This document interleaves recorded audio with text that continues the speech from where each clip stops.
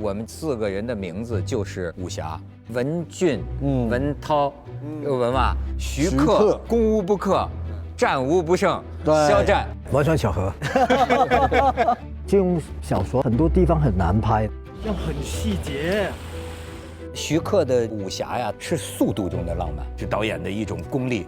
不是草原骑马跑就浪漫，你必须要具体的细节。浪漫是击中一个人内心的一瞬间，只要能打动我的，我都觉得是一份浪漫。这个小说流行到现在为止，很多读者一定在里面找到他自己。金庸做到了这一点，一个蔚然大观的感觉啊。很多观众心目当中都有属于自己的那个郭靖，所以我怎么去诠释这个郭靖，对于我来说是最难的地方。演员有一个好处，把别人的人生在自己身上过了一遍。我一直想象的自己就是郭靖，在演完之后，感觉我更加的沉稳。很多人问什么叫侠，金庸说如剑不平，拔刀相助，这是侠。每一次我们讲到侠，我们的定义都有变。有时候我觉得可以在武侠世界里面找到一种很有力量的归属感。侠之大姐不是退出江湖，而是要担当历史也不能阻挡。一个人呢，等于面对千军万马，我们中国人特别迷醉的那种英雄气概。我觉得一夫当关吧，一夫当关，对，万夫莫开，真是沧海横流，方显英雄本色。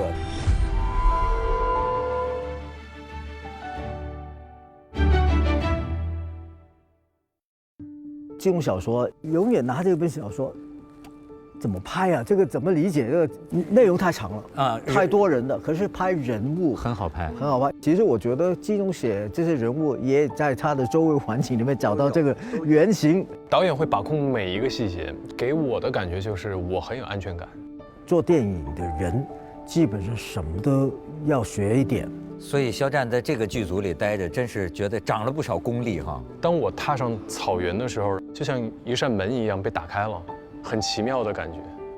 郭靖是什么样的内在的感觉？我就记住我一个动机跟一个目的就好了，一根筋，一根筋，而且他没有那么多杂念。给一个一根筋的人呢，小说和情节啊，给了他最大的这个命运的难题。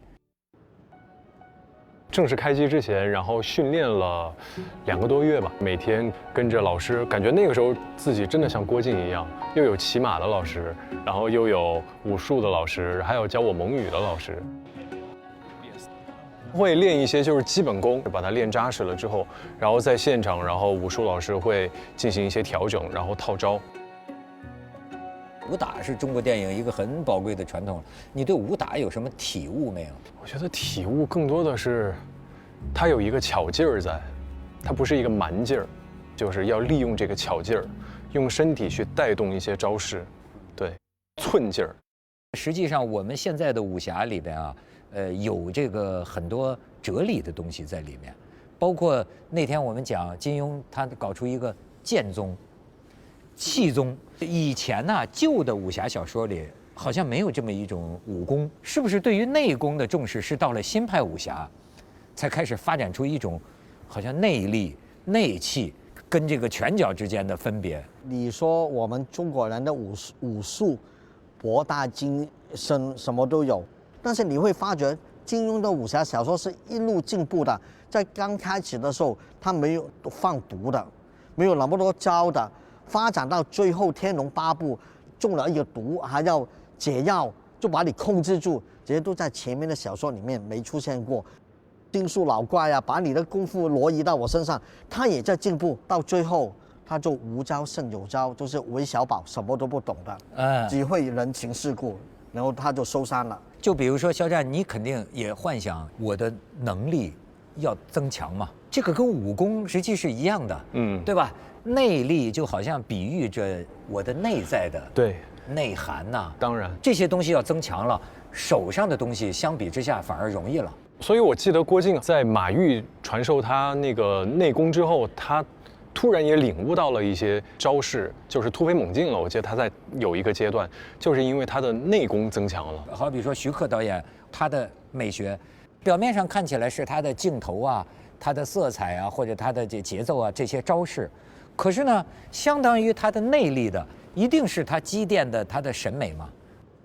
金庸是个文人，你看他写的是打架，有些时候你觉得他写的是我们的内力，我们每个人的本事。我觉得他的那个时候写作的时候，他圈子一定很有趣，因为他是办报纸的吧，对，一定见了很多事情，所以他很容易就拿到一个启发，他去做一个事情。肯定所有创作都是从自己的生活里面感受到拿到的，他不会说啊我没有，我什么都没有，然后我想到。好像几乎是不可能的事情，他必须这个联想到那个，那个联想到那个。我看过这么一个东西哦，这个放进来这样的。我们练运动啊，做体力的，是一件很基本的东西。外功就也就是你去练肌肉啊，练速度啊，练这个外面的那种动态的东西。对。内功也就是你必须练你内在的。你可能心脏不行，可能胃不行，可能你的心跳不行等等东西，你必须要把它培养出，能够跟你那套外在的东西配合起来，才可以不会上身。要不你会伤害自己，伤害到自己。你练得差不多，你结果什么都不行。有这个情况。创作上呢，有一定的一个定律，就是说你必须要不断的在运动、思考，你不能停。这个对我很有启发，因为呢，我们有的朋友啊，就想10年磨一剑，就10年我可能不拍戏，我就为了憋一部作品。但是后来的体会是啊，这个曲不离口啊，拳不离手啊，你太久不拍了呀，你就不会了。你总以为说我要酝酿很久啊什么的，但是实际上你的技术是需要不停的训练的。我觉得其中有一个，我觉得应变跟我们的这种练习，我们怎么去。创作的东西是跟运动一样的。如果每天都有训练，我们想东西不会累。你说我不看电影了，那你无法感受到观众现在要看的对那个东西的感觉是怎么回事。所以你跟他们一起体验东西，才知道原来是这样子的。你不一定猜得到，可是你是同步的去感受这东西。这个运动还不能停的。外功内功都不能停。是，通过演这部片子，你感觉你自己在演技上有什么进境，或者说还有哪些可以努力的空间？努力的空间，那我觉得太多了。这要根据不同的剧本跟不同的角色，然后再来细分你需要去做的一些功课跟努力。如果泛的去说的话，那我认为是一些内功的一些基础还要继续的去加强。就好比是我们要用到的台词，首先必须得非常的过硬。我认为是我一直要去做的一件事情，要去修炼我的内功。那如果是说到外力跟外功的话，这个可能就是必须要针对某一个角色，然后去跟导演也好、编剧也好、制片人也好，然后去进行一个讨论，然后找到一个方法。就好比我最开始演郭靖的时候，我也会跟导演去探讨，这个郭靖到底要怎么去呈现。会不会有你们想法不一致的时候？我觉得有不同想法是好的，因为有些东西可能一个人没想到，这种交流其实是很重要。这种交流等于是我们对这个人物有不同角度看事情，可是有些时候还不能够影响演员。我们的片场，我认为都已经算是非常保护演员的情绪的现场了。我甚至经历过，就是你在演戏的时候，旁边还有人在打电话，因为有时候你不能去要求所有人都做到100%的他的专业度或者是他的一个执行力。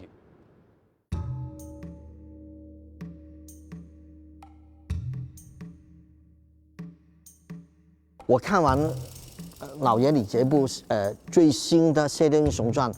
好像你说太复杂太多人，我看就是家国大义、儿女情长这2条线，是不是？怎么考量的呢？我觉得这个家国他的这个情怀是很明显的了。草原到回中原，再回草原去，它整个结构背景就是要告诉有一天他要面对这个庞大的问题，是吧？其实金庸小说一直写都用情感来写，而且主要是很浪漫。所以以前我们看小说，基本上都要找浪漫小说来看。所以金庸小说是很浪漫，但浪漫的开始是当一个男主角跟女主角遇上之后，所有东西都会变得很不一样。那个世界多困难，他们都可以扶桑蹈火的一起去坚持到最后这样子。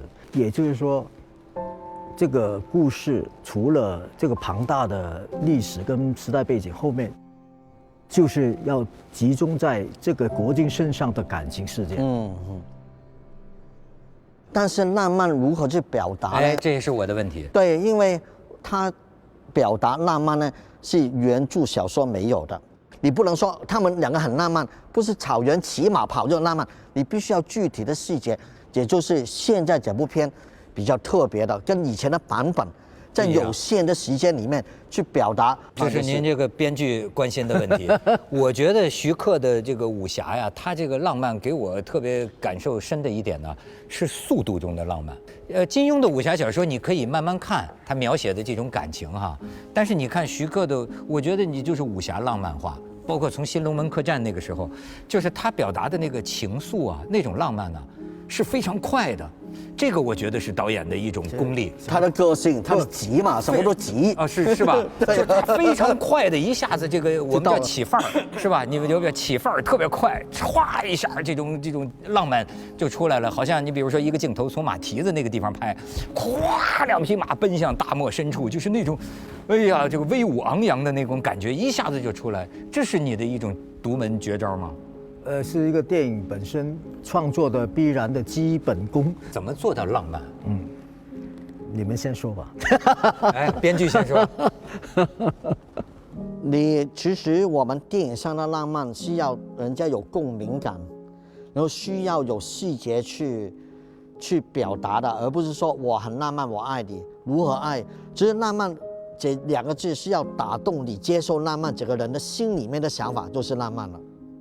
浪漫是击中一个人内心的一瞬间。记得有一次我看到一个老人家在夕阳的时候走在街上，拿了一束鲜花，非常让我感动。我觉得这是一个浪漫的瞬间。夕阳、老人、鲜花，哎，你甚至不知道他要把这个鲜花给谁或者给干什么。他去坟墓去放在坟前的，就也不知道，那也是一种悲伤的浪漫。我觉得它也是一种浪漫。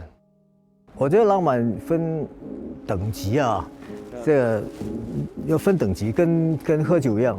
对，这都是要烈酒啊，还是红酒啊、清酒、红酒啊东西。可是每一个东西都给你用身体里面的用感情的反应。那感情的反应一般来讲，我们就应该说是它有原因，这个原因一定是触动了你某种需要。我们为什么那么需要一个浪漫呢？或者说需要另一个世界呢？我们生活在一个现实的世界，是柴米油盐什么都要操心的，但是在江湖世界里面，这些都没有的。就是你要侠义情怀、儿女情长，你就可以在这个世界里面去想象，把自己带入这些人物。所以在阅读这些小说或者看影视作品，你能抽离精神上的需要是比较多。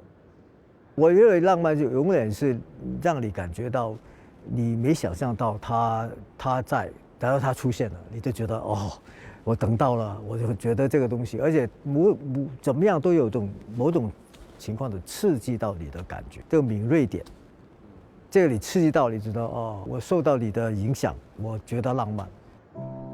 很多人问金庸说这个什么叫侠嘛，所以金庸说哎就是这路见不平拔刀相助，这是侠。每次我们讲到侠的话，其实我们的定义都有点变，从古到今，对，在变，一直在变。可是变的原因是因为我们现在知道这个世界的更了解我们的世界的历史啊各方面的东西，对一个侠的要求就比以前更加复杂一点。这个就是当代就是金庸他们这个新派武侠呀，把这个境界提上来的。最早你看这个是韩非子的时候就讲这个侠以武乱晋，啊，就是甚至就是说这个侠呀，他就生活在一个好像无法无天的社会里。但是呢，你像司马迁那个时候写的这些侠客，他们就说啊，司马迁内心深处啊有这个侠气其实是什么呢？你想司马迁他当年受这个腐刑啊，他也是帮着那个李陵嘛，主持正义，为这个一个投降了匈奴的将领为他说话，结果被汉武帝处以腐刑。所以有人说啊，司马迁心中啊就有这种不平之气。司马迁讲啊，缓急啊，人之所时有也，就说谁都有急难的时候。所以说是中国人的童话，我们幻想有这么一个侠，对吧？他还不爱惜自己身体，他为了我们可以不要人性的乌托邦。对，然后就是说这个重然诺，就是说话就算数啊，这叫什么？广州话讲牙齿，牙齿当金使啊，牙齿当金使，就这样的人，对吧？一诺千金啊！你看他塑造的是这个，然后呢，这个贯穿下来的一个主题呢是复仇。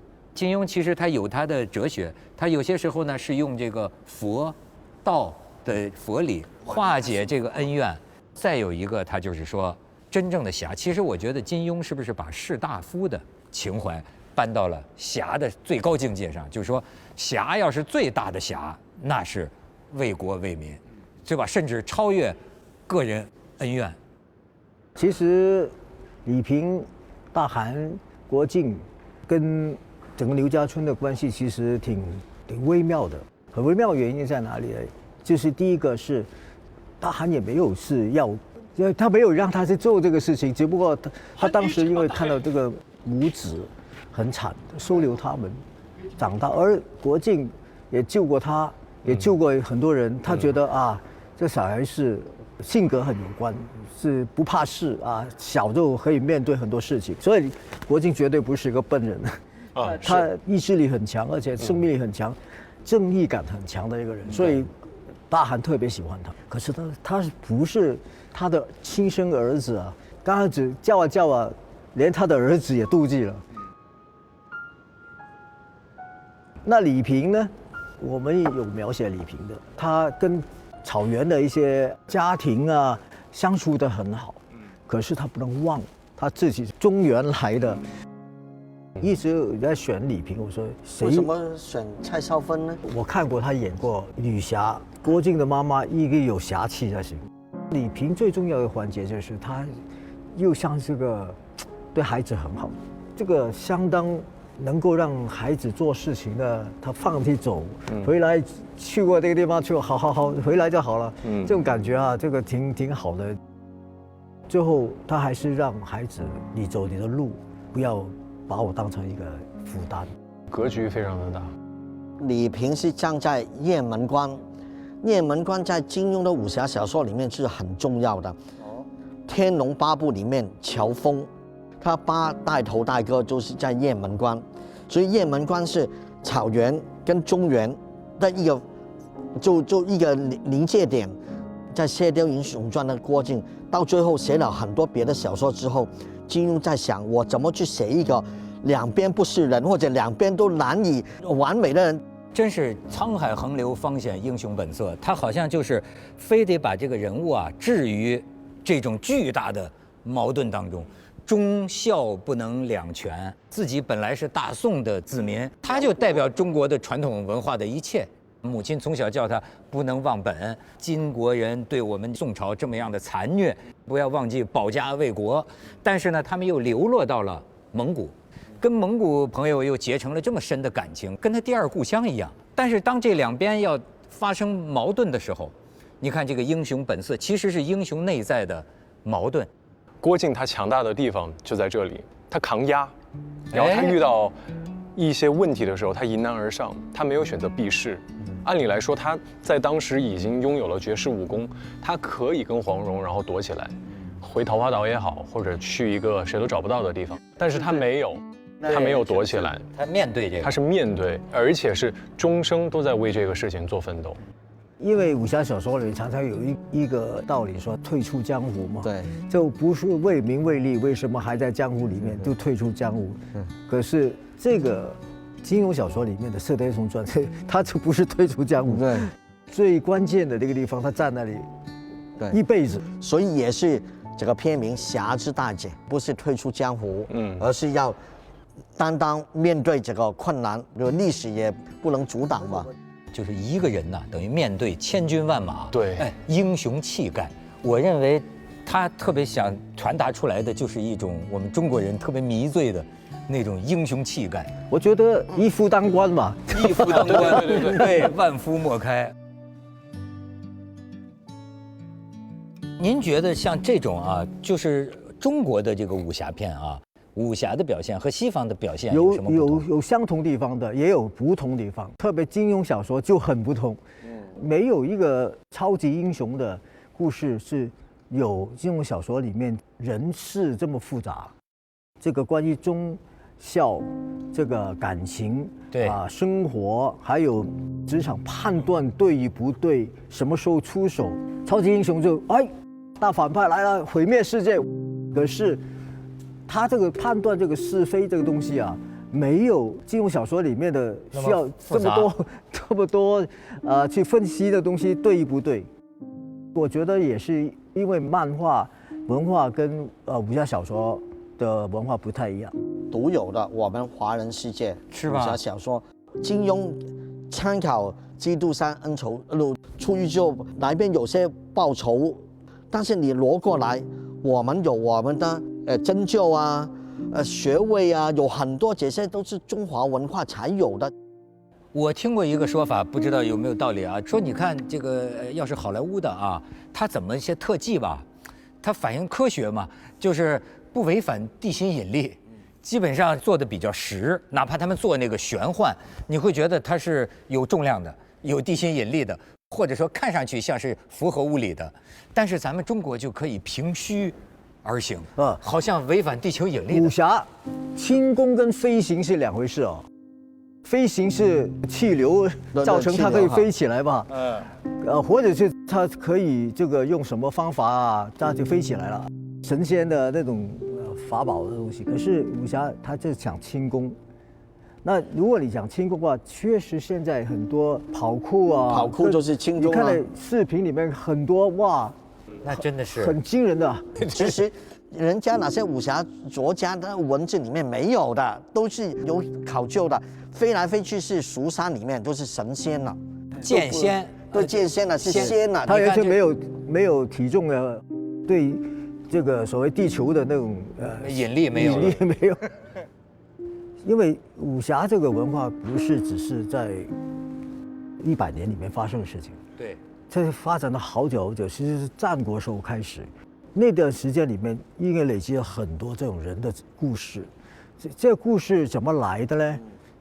到秦始皇才可以统一文字，所以在战国的时候根本上就没有语言，共同语言也没有共同文字，只有一个方法最好的，口传，讲故事，所以一直发展到明朝开始有长篇小说，越讲就越多，抄下来变成画本，就变成第一次出现了长篇的，像是《水浒传》啊，蔓延下去，其实到近100年的里面，这个印刷啊、这个出版的这个市场啊等等，开始流行化，开始文字变成我们常用的工具之后，小说变成一个很方便的东西，拿了小说就什么都有了。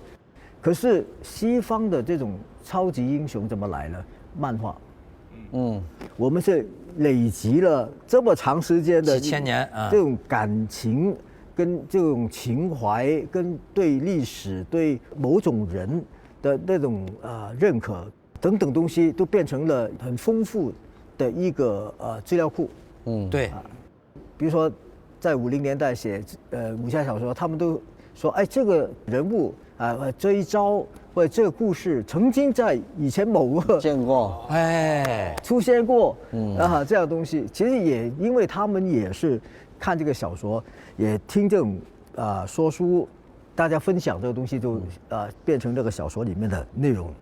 真的，我们有这个继承性，要不说这个文化的历史长啊，你好比孙悟空的故事，可以一讲再讲。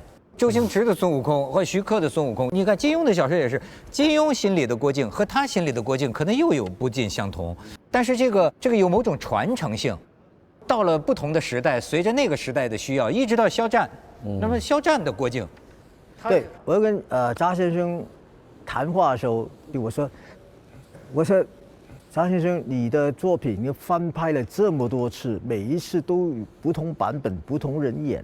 我说很少能够这样做。我说每个人对你的小说的解读方法不一样，所以你给我一个机会，我解读一下你的小说。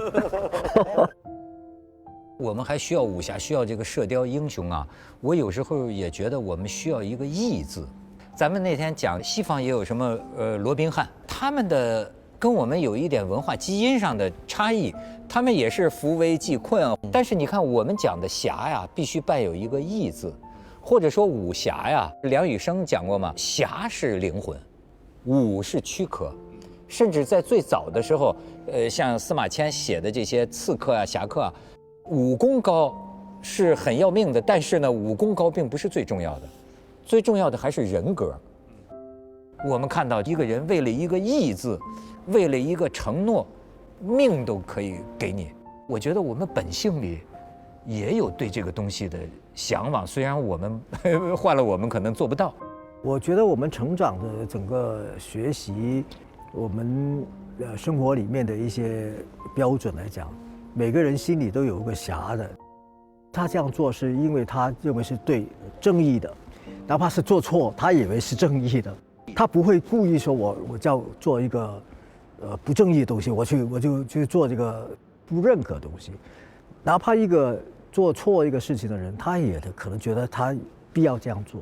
我觉得这个侠这个字，从小到大，我们都在我们中国人的心理上是有一个很固定的位置在那里。义有个特征，就是不考虑性价比，考虑性价比的好像就不叫义。就是说有一件事情义所当为，像我们要考虑性价比啊，我投入多少，哪怕是说见义勇为，也衡量一下，他把我打不打得过，打不过我就别去了，他打得过我去，对不对？这个时候是不是就不叫义呢？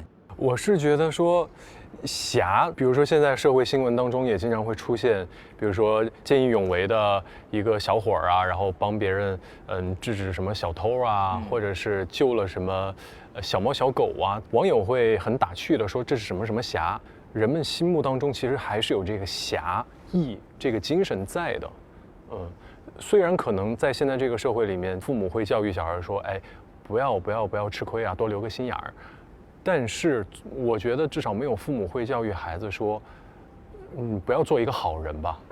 所以我还是认为，从原生家庭出身以后，对孩子的教育还是说要做一个好人。我觉得这是一个很基础的、很基本的一个事情。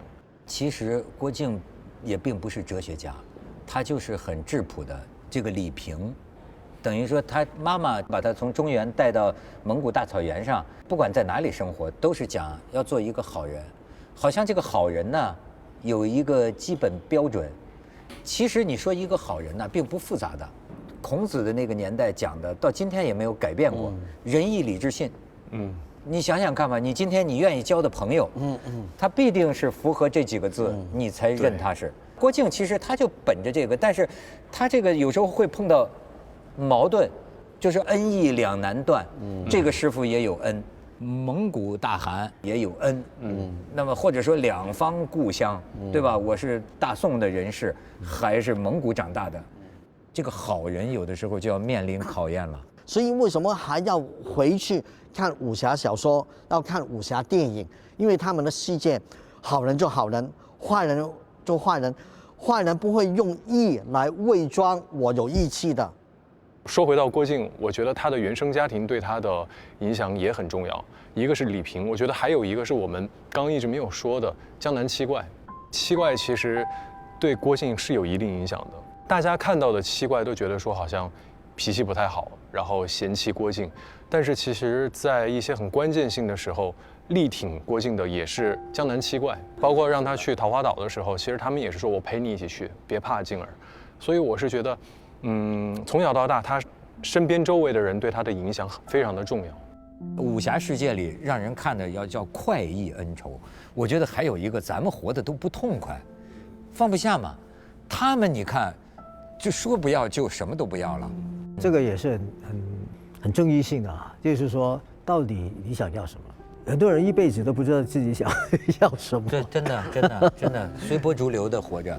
创作这个行业里面有一个很重要的理解啊，这个理解未必大家都认可的。可是我觉得我们在成长过程里面，从13岁到进入社会之前那10年8年啊，其实对很多东西很多幻想，无论感情，对你自己的将来的成就，对你会将来长什么样子，都有很多幻想。可是到时间一过，你就变成你不喜欢的样子吗？不，我不是这个意思，是你已经知道没得变了，大概就这样了。大概是这样，固定了，高度固定，样子固定，身份固定。这种情况之下，你就会觉得好像跟过去在成长过程里面的一些感受不一样了，你失去了东西。可是我觉得创作就是让他回到那个时间成长，那种对所有东西都有幻想、有希望、有可以改变的那个能量。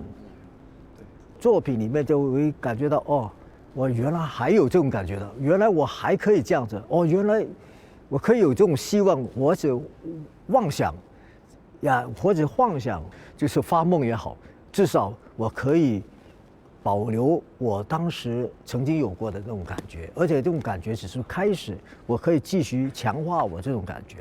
所以这种东西为什么我们需要娱乐，我们需要分享啊、体验的东西，就是在这里。所以你说，义气也好，浪漫也好，哪怕是侠客也好，这些东西都是，你在曾经有过一种对你的命运里面想得到的东西，或者想做的事情，用另一个方法去做到了。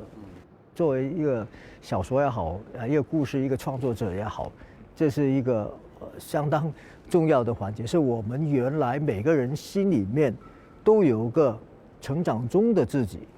我们只说在那个阶段之后，我们就停止这种思考的东西。如果你还在那个思考东西的话，你还继续在那个不现实的心理状态里面继续发展你的想法。您跟他这么熟，您觉得他现在这个年龄是不是还有点老顽童的感觉？一直都是在影视创作上都是以老顽童的心态去发掘新的，去尝试新的，去挑战新的。我一直也在想一个问题，像我现在已经33岁了，我以前真的不懂，哥哥呀姐姐啊老是说，哎呀，想要回到10几岁那个时候。我想说10几岁有什么好的？但是当我现在33岁回过头去看的时候，我好像明白了这个道理。因为在那个10几岁的时候，是最无所畏惧，然后最敢做梦的时候的一个年纪。我们敢放下所有的包袱往前冲，做一些可能大人们看起来不对的事情。随着年纪越来越大之后，我们好像就把自己给束缚住了。所以我有时候也觉得，电影有时候在某种程度上是在给大家造梦，让你重返你自己认为最美好的瞬间，然后让你产生共鸣，让你回到你最想要回过去的那一个瞬间。我觉得最重要是你很多想法、幻想，我觉得很多希望、很多想要的东西。也许你更不知道这个世界应该有什么，没有什么。你是听过，你不知道。你比如说你想去一个地方，这个地方只看到照片，只看到一些东西，你去到这个地方又是什么感觉？你很想去。那我觉得这种成长中的这种年龄的人，还有很多种啊，都不一样。我们好像是不喜欢已经知道结局的，就说我这辈子就这样子了。我觉得人本身为什么听音乐啊，为什么会看一些好玩的事情？因为每个人身体里面都有一个频率啊，它在跳动的，心脏是一个，身体里面很多节律的，节律，所以他听音乐，他会给挑动起来的一种过瘾的那种感觉，就跟他的频率能共振。对，这是这块，就是有一次就是说，我们对任何事情也有一个共振的。就像徐克这个美学，武侠的美学，总是给我想不到的。你像当年看那个黄飞鸿，反正是没有想到会有这种效果。然后就是新龙门客栈，那个像疾风扫落叶一样的那种美感，哎，我觉得它给一种新的东西啊，它有它的一种特有的美学风格。不过我觉得每个人成长过程都有一个因素让他变成到后来做的事情，有某种他自己的看法啊。我确实那个时候有一些同学是很喜欢武侠小说，所以说我们就常常谈武侠小说。90分钟、120分钟讲一个人的一生，你怎么可以讲完一生呢？降龙十八掌。可能讲多少集的讲到降龙十八掌，可是你知道这个故事里面的某一个片段，你要讲降龙十八掌，所以这里面就也是说你要去找它的可能性，而且你找出这个可能性里面最好大家可投入去想知道的事情是什么。这也是当时我们在讨论过程里面常常说，哎呀，我觉得不是这样，我是觉得这样的，我觉得是应该是这样。这个争论里面就找出一些可能性，这个可能性也就是很多人会觉得那不是这样，又是什么样的？就我觉得就是我们创作里面最有趣的地方。每一个角色都有几重自我，在这个历史啊，在恩怨当中啊，表现出人性的不同侧面。而且当然重要的还是咱们《射雕英雄传》大年初一。理所当然，大家都在一起了，就观众请捧场。我也觉得，就是交出了我们自己的答卷了。